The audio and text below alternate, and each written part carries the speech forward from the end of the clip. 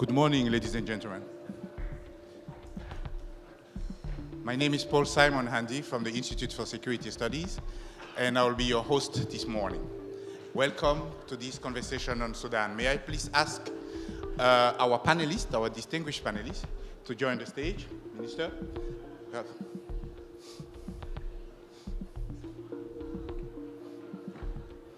Morning, Minister.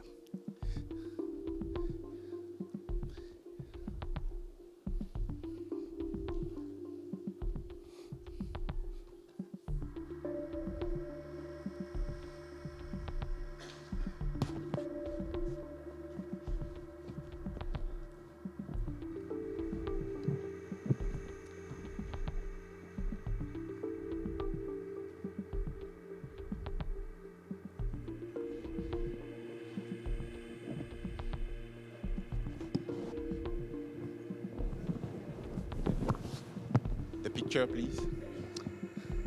Commissioner.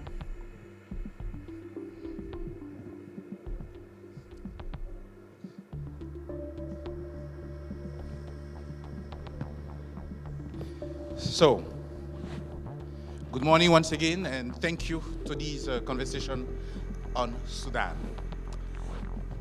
Let me start by thanking the Doha Forum for this really smooth collaboration in putting together this panel, and thanks also to the panelists' availability. We really are grateful. Over the next 45 minutes, we'll try and understand, despite why, after numerous attempts to mediate in the Sudan conflict, Sudan is one of Africa's most significant countries by size, by history, culture, and economy. But despite all these mediation efforts, the country is literally fragmenting in front of us. I'm really not being alarmist by saying that. I'm just very much aware of the country's recent history, the regional context, and the multitude of actors involved in the conflict who actually make this fragmentation likely. Secession in the Horn of Africa is not a fiction. It is a reality that has happened a couple of times. Ladies and gentlemen, the Doha Forum praises itself for being more than a talk shop. And at the end of this panel, I will really expect every one of us to go home with one or two insights that could inspire you in your peace-building work on Sudan or on other crises. As I was saying, we're very privileged to have a very high caliber panel. Thank you very much for joining us, Minister. Your Excellency, Dr. Abdullah Tirif, Minister of Justice of the Republic of Sudan. We really, really welcome you to this panel. Welcome to you, Mrs. Rosemary DiCarlo, Under-Secretary General of the UN and Head of the Department of Political and Peacebuilding Affairs at the UN in New York. Thanks for being here. It's my honor, it's my pleasure to welcome you, Ambassador Bankole Adeoye, AU Commissioner for Political Affairs, Peace and Security.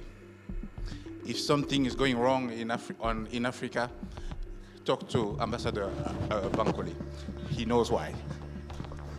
And he knows how to get us out of there. Last but not least, Mr. Cameron Hudson, currently managing partner at 54 Advisors, but also affiliated to the Center for Strategic and International Studies. Mr. Hudson has advised several US presidential envoys on Sudan. Let me start with you, Mr. Tirif. Minister, we're very well aware of the difficulties of governing under the circumstances of war and contested legitimacy. This comes with a number of challenges. During the opening ceremony yesterday, the host said that to mediate in a conflict, to make peace, you need to reach out to all parties, including your enemies, not just your friends. In order to stop the conflict, is your government ready for that? to talk to its enemies?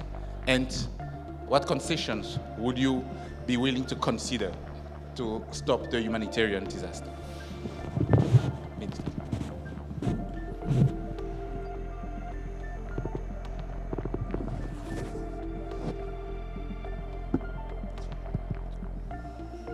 شكرا. Good morning, thank you.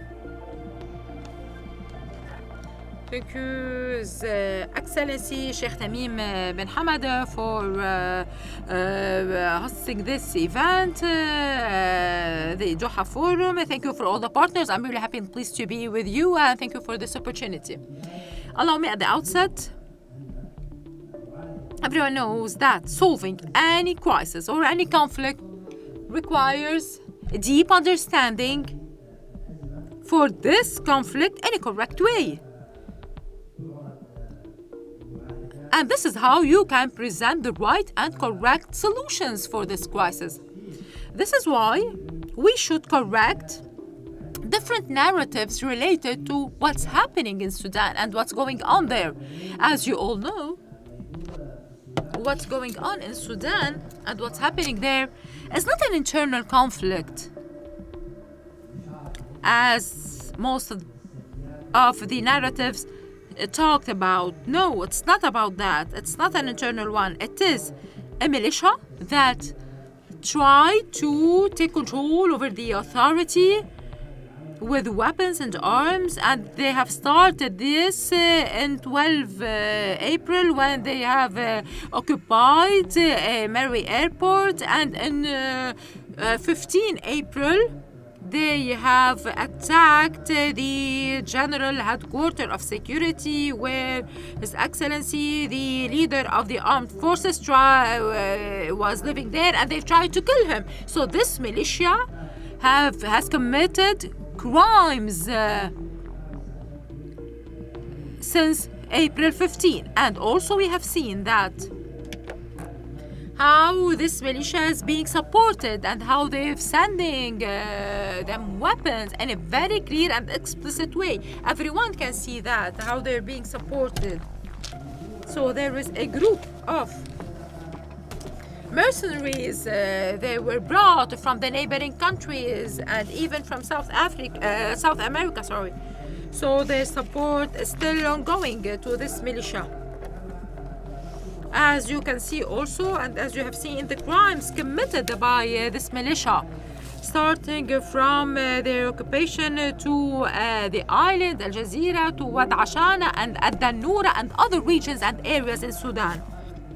And also what they have committed, starting from crimes in Al Junaina, genocide for a certain population, and killing Minwali, and also they have occupied the area there in front of everyone. This silence everywhere. Silence, complete silence from the country supporting this militia, from the international community, was the main reason why this suffering is continuing, why it's not stopping, why these crimes are being committed again and again. So we all know who is supporting this militia. This is why, first and foremost, we need to correct the principle and concept related to this narrative that's happening in Sudan. What's happening in Sudan is an aggression, an external aggression, and of course it is inevitable, and everyone knows it's beyond doubt what's happening there, and the support that this militia is receiving their political faction and the media, especially from UAE.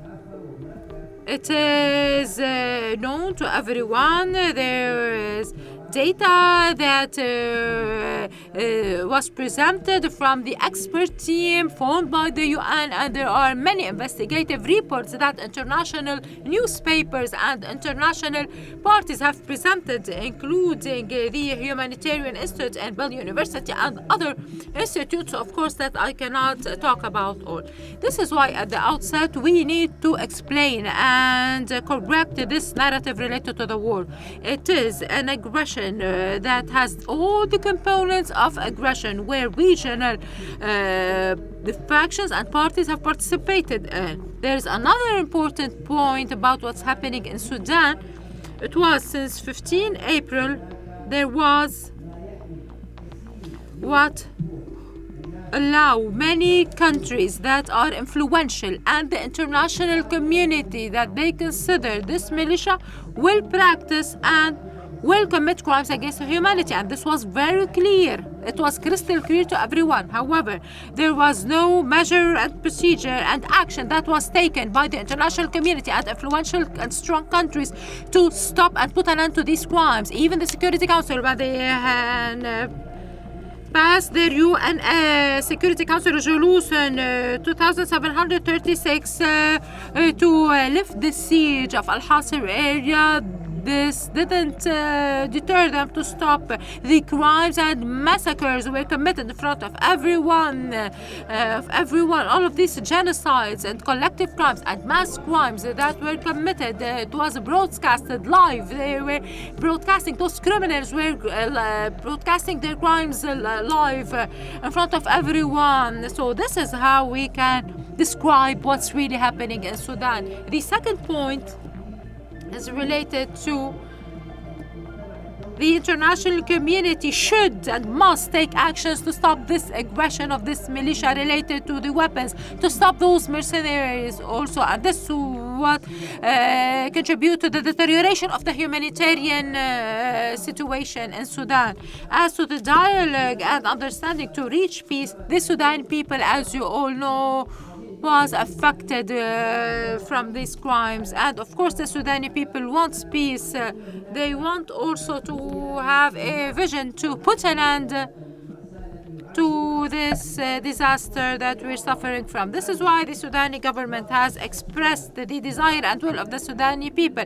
They're open to all the initiatives that were presented, starting from the IGAD initiative that has failed in reaching a solution, in addition to what we have agreed on in Jeddah agreement. The Sudani government was open to all the initiatives. However, the final or the last initiative that we have signed was Jeddah Declaration. However, this militia didn't commit to what we have agreed on in Jeddah. The vision of the government that it's open and accept a dialogue. It should be peace, a sustainable peace. The peace process shouldn't be a tactic strategy. No, there should be a clear vision, a strategic vision, and to pinpoint the problem. We didn't raise an issue related to the situation of this militia and the weapons and the arms that they have. How are we going to deal with this? How are we going to discuss about peace and بوجود السلاح في أي and the truth if they have weapons in the hands of those criminals, terrorists? The Sudani government want the peace for the Sudani people, want to stop this killing, and the issue related to submitting and giving their weapons. They need to agree to give their weapons in specific areas and to leave all these cities, and the police should take over any topic related to peace that does not tackle the concerns of the Sudani people concerning the arms and weapons in the hands of those killers. Will be, as the Sudani poetry said, if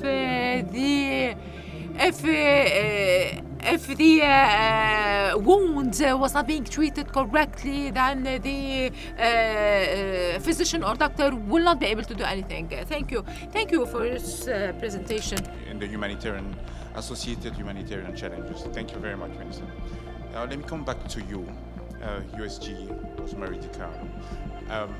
You lead the UN efforts to design political solutions, not just in Sudan, in the world.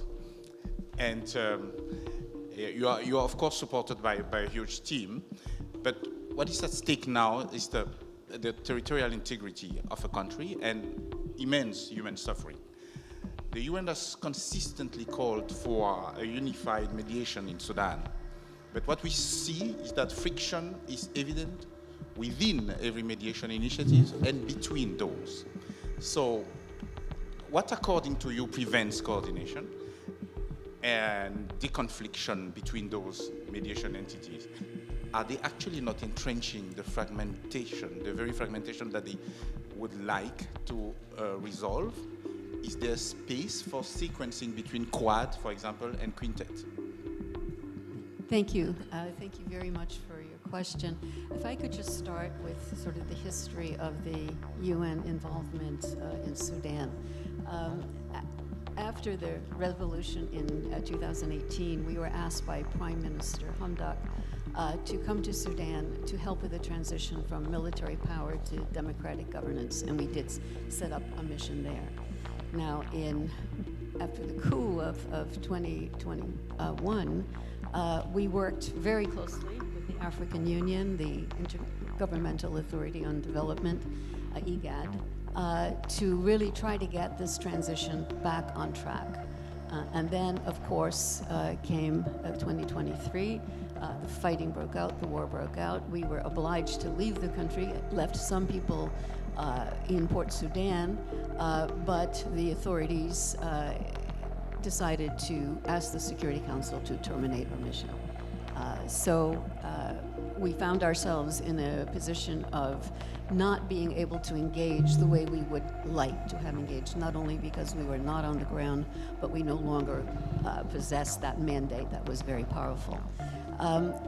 What we have tried to do since is to work with other parties that are playing a role. We have been very clear. The UN does not need to have the lead, but we do need to be coordinated. And ideally, we need a lead. We worked extremely well with the African Union, IGAD, League of Arab States, that we've been working very much with, and particularly on civilian participation in these efforts. What I think we need to see now is very, very serious, a concrete decision that we're going to form some sort of unity among the various players, with one entity more in the lead, the rest of us certainly supporting that lead. We need to stop the weapons from flowing in, that's clear, flowing into both sides. It's a challenge. Is this actually accentuating the problem on the ground? I do not think that is the case. What I think is the case is that the tragedy continues. People are dying every day. This is a horrific situation, and we've got to find a way to come together and try to stop this horrific tragedy once and for all. Who could be that lead, USG? Who could be the point, the focal person that will unite all other actors? I think this is a very good question. I think it is the party or parties that have the most influence on the various players on the ground. And we've tried very hard to work with those who have the influence, but you really need to have that influence to be able to, I think, make a difference. Do you see the prospect of a UN peace support operation in Sudan? I don't think that there's a prospect for a peace operation support in the near future. I think we don't have a Security Council mandate. We don't even have a Security Council mandate to lead politically. So I don't see that happening immediately. What I do see, though, is a greater sense now among members of the Security Council that there's a need for them to come together on this issue and give some kind of concrete nod to the various players out there. Thank you very much. Ambassador Bankole, you lead on AU's political affairs, peace and security responses to conflict situations on the African continent.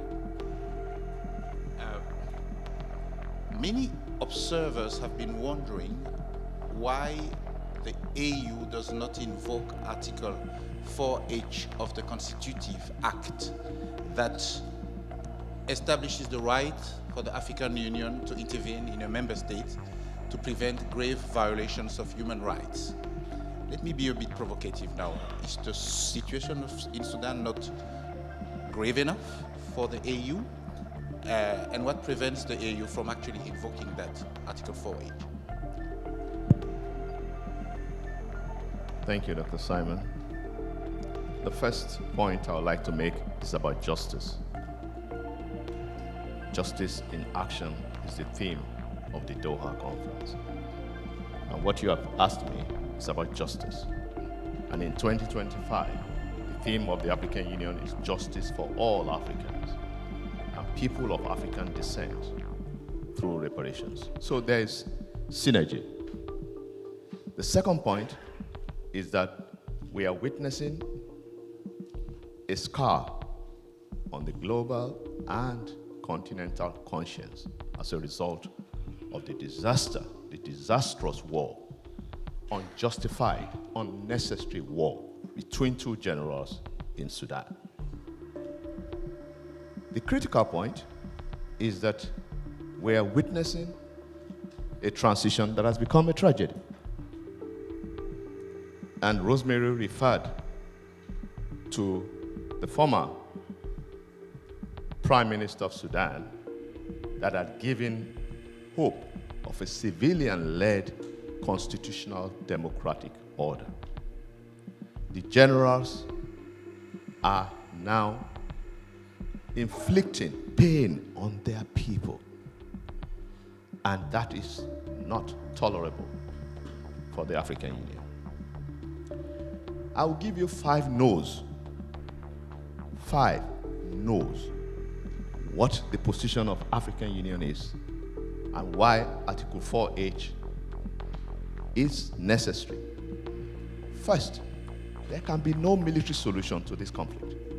Absolutely not.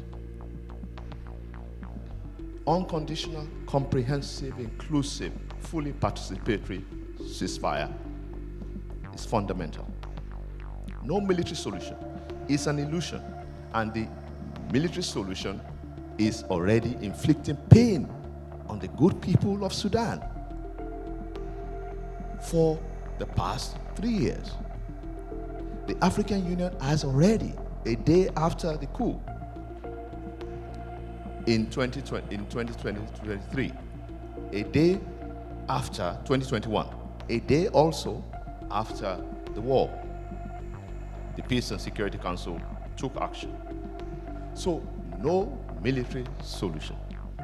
It's an illusion for any of the sides or their allies to think that that would be good for the people of Sudan.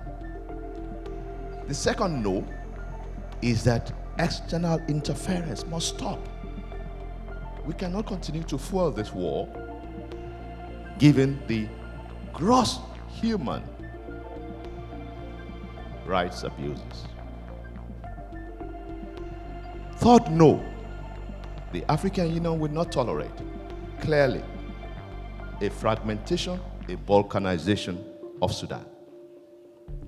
No parallel governments, one indivisible Sudan. Sovereign, territorial integrity intact, unity. That is fundamental for us in the African Union. No division of a Sudan that we know.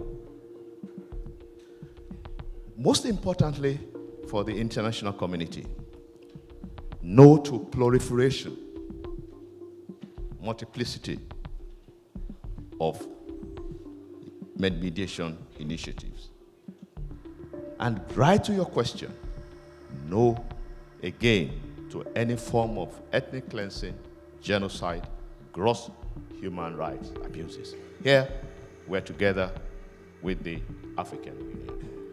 But to your question again, the yes is certainly in the political capacity and the mandate of the African Union to intervene.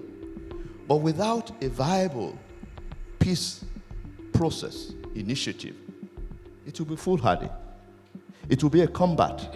It will be a peace enforcement mission. And we do not want to have that in Sudan. It will be bloody, but certainly the African Union Commission for Human and People's Rights in Banjul has already documented evidence of this crisis, including the latest in El Fasher.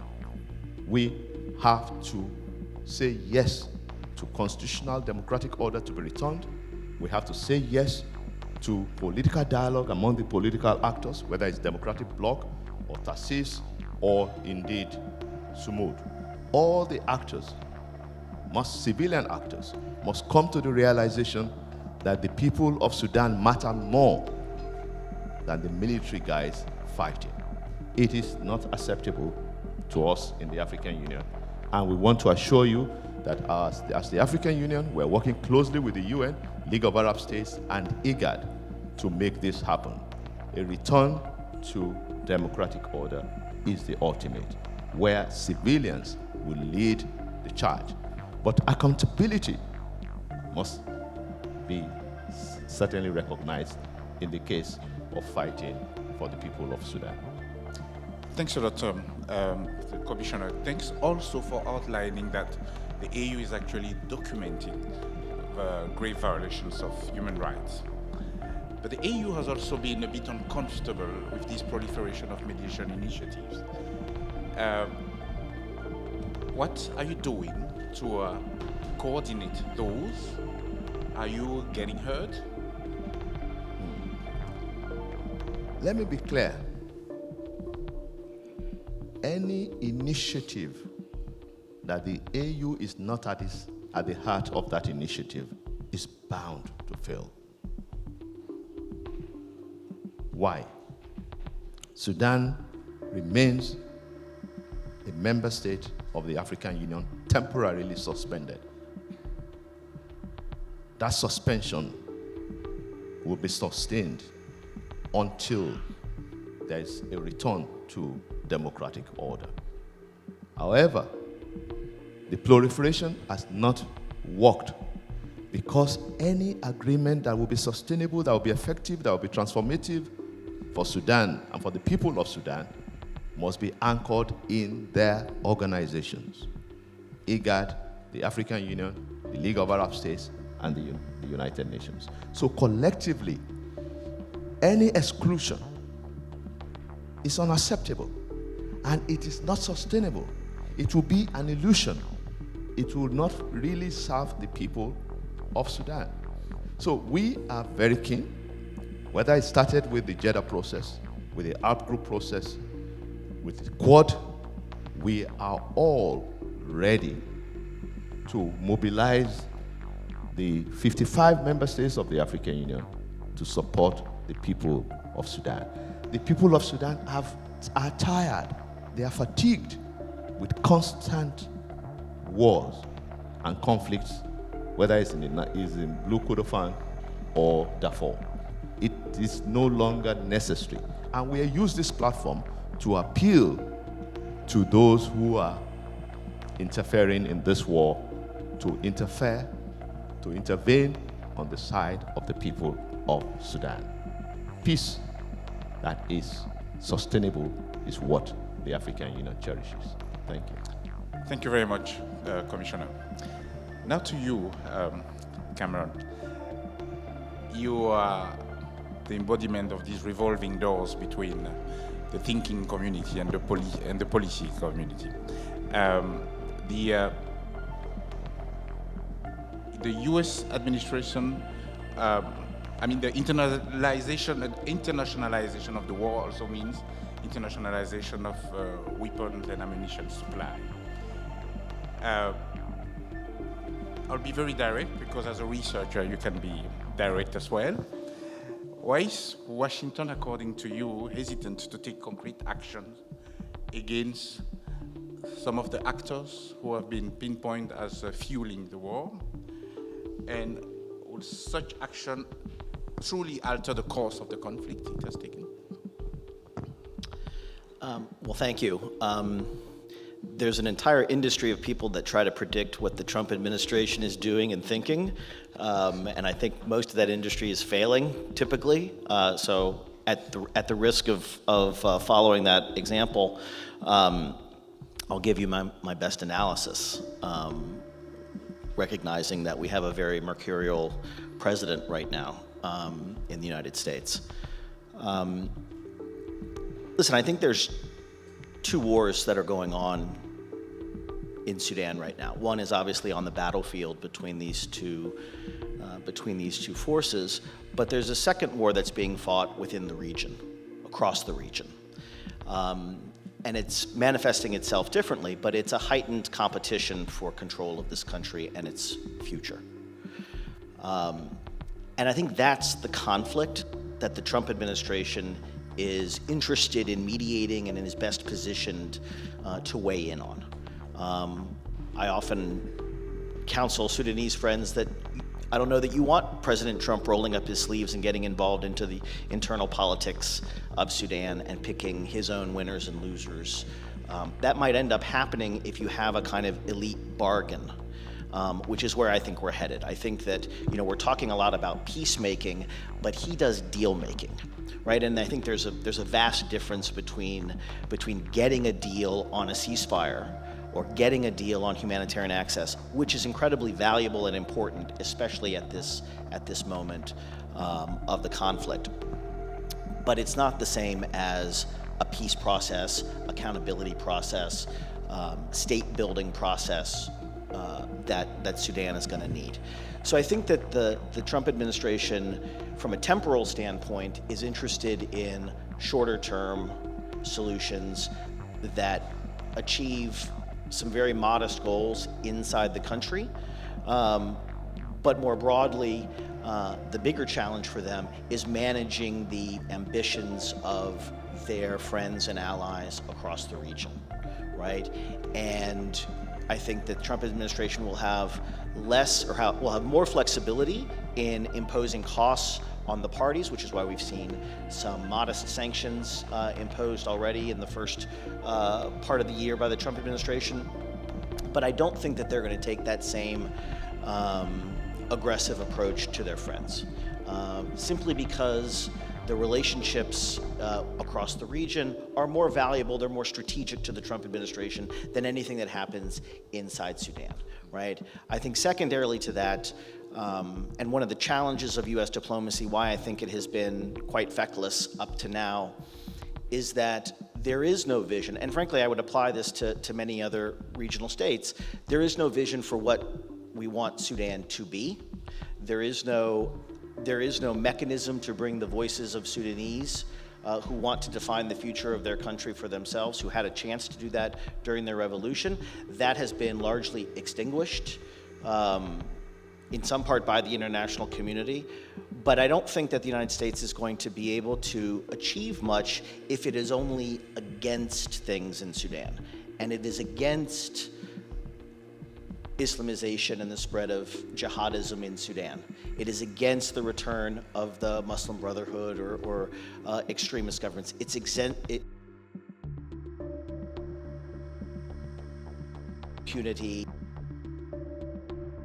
It security being mass. Right, so it's against all of these things. But I have not heard from what they are for in Sudan. And until there is a real vision, something that we are driving towards in Sudan, I think we're going to have a very hard time getting there if we don't have that roadmap and if we don't have partners on the ground. And that's the last point, is that the United States does not view either side in this conflict as legitimate to rule the country going forward. And so when you don't have a side to back in this conflict, when you can't decide like in Syria, where you have a new leader that emerges and we can kind of get behind his vision, right? Or you can get behind a Garang vision, or you can get behind some vision that someone has brought to the table. We don't have that in the same way in Sudan today, and I think that makes it very difficult to push towards something. Do you see this U.S. hesitation as one of the reasons why we struggle to come to a decisive mediation process? Listen, I think it's easy to hold the United States responsible for many of the sins of the world and many of the sins in Sudan. But I don't think that the United States can alone bear that burden. It's true that in the previous administration and the current administration, there has been, I think, a lack of alacrity in the diplomatic process. Again, I came about in a period during the Bush administration and into the Obama administration where there was a true, I think, long-term commitment to state transformation and peace building in Sudan that involved high-level strategies and high-level involvement sustained over a period of time. We're not going to see that now in Sudan, I think, from the United States. As I said, I think they're focused on a much more short-term outcome. But I think the upside of that is that creates the opportunity for the AU, for the UN, and for the people of Sudan to take over that next piece, right? Which is the kind of state building, state transformation, long-term peace building. And what I fear is that I haven't heard what those plans look like. We're also focused on a quad moment and getting to a ceasefire. That what happens the day after that ceasefire? Thank you very much. Looking at my watch, and I realize I could, thanks to the panelists for these introductory remarks, I would like to take two questions from the audience. If they are two, the lady, very short question. You have 1 minute. The two of you. Yeah, you're next. Thank you very much. My name is Nigla Al-Haj. I'm the Regional Director for Search for Common Ground. I think we all need to acknowledge the international community with its institutions have failed the Sudanese people, have really failed them in not addressing the issue here, which is a ceasefire and stopping of the violence. We can talk about sustainable peace building, conflict resolution, all the nice terminologies, but if we are not serious about ending the war, then nothing will happen. This is one thing. The other thing is, one of the mistakes I see is balancing legitimate government with illegitimate militias. We need to look at the supplying of the militia with weapons. This is the priority. And again, no action is being taken. And I wonder how many victims we need to see till we say it's enough for the international interference. And we shouldn't forget there are external powers who are interested in the status quo of maintaining of the war. Thank you. Thank you very much, ma'am. So we've collectively failed in securing a ceasefire, not even a mediation process. Thank you very much. My name is Jeremy Purvis. I'm a member of the UK Parliament. It's following this point. Firstly, it's very disappointing that there isn't a civilian representing the views of the people of Sudan rather than the military factions. My question is about the urgency of protection of civilians. There are measures which have been authorized by a Security Council resolution, measures which are actively not being taken to currently protect civilians. The RSF atrocities are utterly abominable, but I want to ask representative of the military, why is aid being blocked? Why is starvation being used as an act of war? Why are these measures continuing so that even the groundwork is not even done to protect civilians before there is a process, Mr. Hudson? Why is this not happening? Very clear question. I'll start with, thanks for the question. I'll start with you, Minister. Why are we struggling? All actors, the RSF, but also the government side. How are we failing actually to protect civilians, allowing aid to come in 2 minutes, and then I'll go to Ms. Dikau. طيب شكرا. Thank you. As Ms. Nagla has said, one of the main reasons of the continuation of the suffering of the Sudani people is the continuous support and the logistical support to this terrorist militia. Supporting them with mercenaries, with weapons, and we all talk that we should stop the external support without naming who is supporting. Everyone knows UAE, the United Arab Emirates, is supporting them. However, the whole world, or most of the world, have preferred to put their economic and diplomatic interests as a priority instead of supporting those victims. We never heard a decisive resolution or one voice that is raised to stop this supply of weapons and mercenaries. The second point is that the Sudanese government has presented a clear roadmap in February 2025 by the 70 Council from the President, and they have presented a clear vision related to a comprehensive vision and a comprehensive framework to solve this problem, including the humanitarian problem. And the Sudanese government has opened 6 land وقامت بتسهيل land crossings and airports to help the humanitarian aid to be delivered. But until now, the Sudanese government has ratified more than 12,700 visas, entry visas for those working in the humanitarian field, and more than 20,000 permit to move. However, what was presented from the UN agencies on the humanitarian side is something shameful and embarrassing.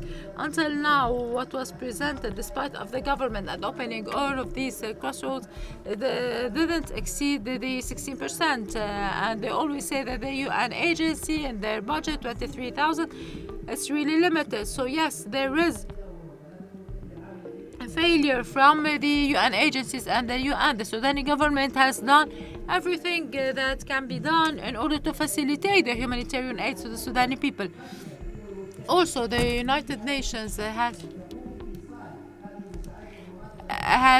also prohibited those aids to arrive. The siege was 500 days, and there was a resolution taken by the UN to lift the siege and to deliver the humanitarian aids. This militia didn't respond, and there is no resolution that was taken against them. I believe the main point that will contribute to stopping this bloodshed is to stop the external support, and the international community should raise their voice in a very clear and explicit way concerning the stopping of this support. If we didn't do that as international community, this will lead to denying our common and joint humanity. This is something shameful. When we pinpoint who is the party who's providing this continuous support and stop them, this is what should be done. Thank you, Your Excellency, the Minister. The second point related to the topic, we don't have time. So much. In 1 minute now, Ms. DiCarlo, about access, the humanitarian access. Absolutely. Thank you very much. I mentioned that our mission was closed and we lost our Security Council mandate. However, the Secretary General, after that happened, named a personal envoy, Ramtam Lamamra, to deal with this issue.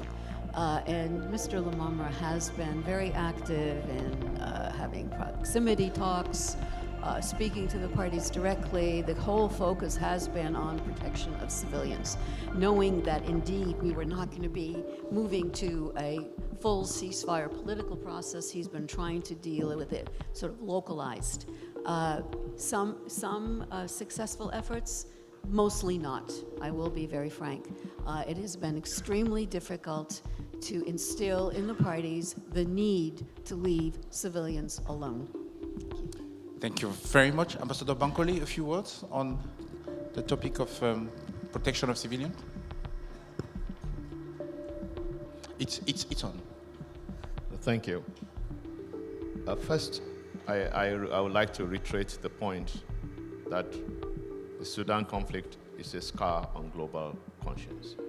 And that is the inability, the uncoordinated nature of our response as the international community. but we cannot afford to fail the people of Sudan. So that is clear for us. And we are appealing, we use this forum to appeal to them to simply stop fighting. It's not about any propaganda. It's not about the side.